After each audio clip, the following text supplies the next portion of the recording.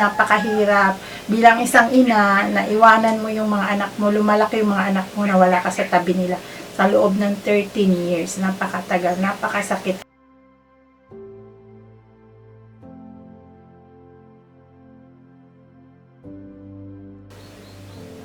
Ako si Maria Reyna C. Ladok. 45 taong gulang, nakatira sa backyard, Burias, Mambusaw, Capiz. May 3 akong anak, dating OFW, ngayon sari-sari store owner.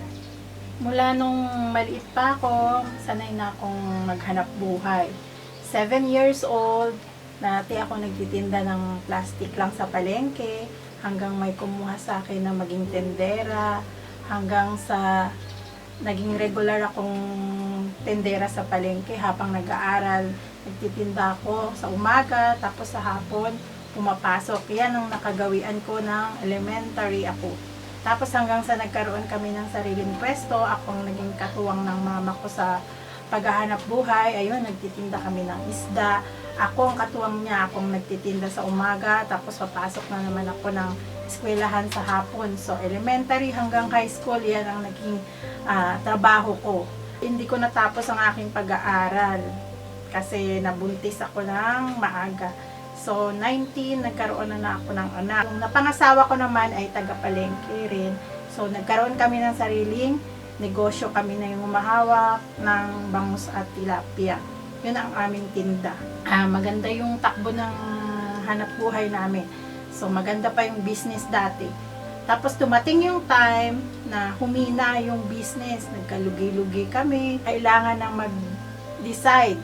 Kinuha ng hipag ko ang asawa ko sa Dubai. So, nag-abroad siya.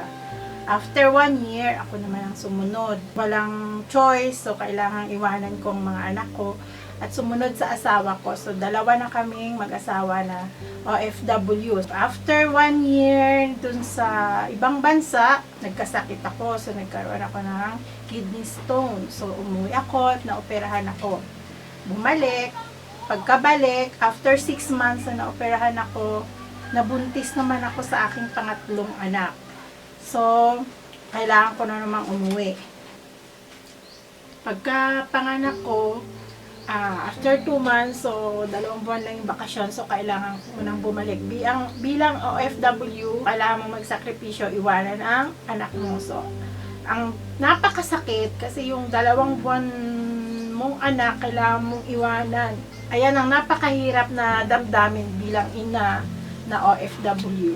Tapos, after nun, naging okay naman, ganyan. Nakapagpaaral ako ng 2 kong anak sa college.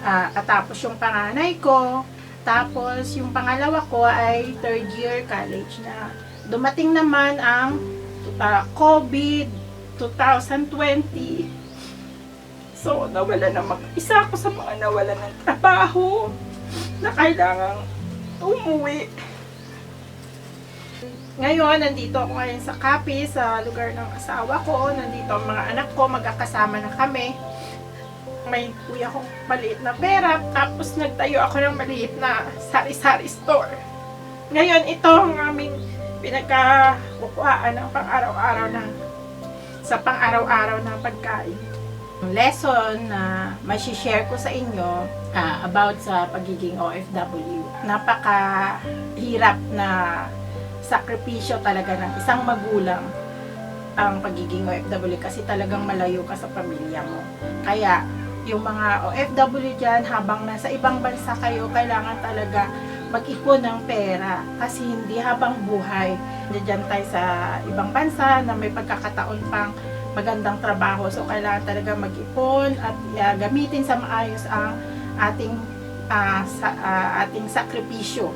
Sa tulad ko na maagang nakapag-asawa, maagang nagkaanak, tuloy ang buhay, kailangan na ng sipag at tiyaga. At kung may goal kayo, may mararating talaga kayo. Ang pamilya talaga dapat i-priority. At kailangan talaga sipag talaga at tiyaga lang. May ginhawa din naman darating.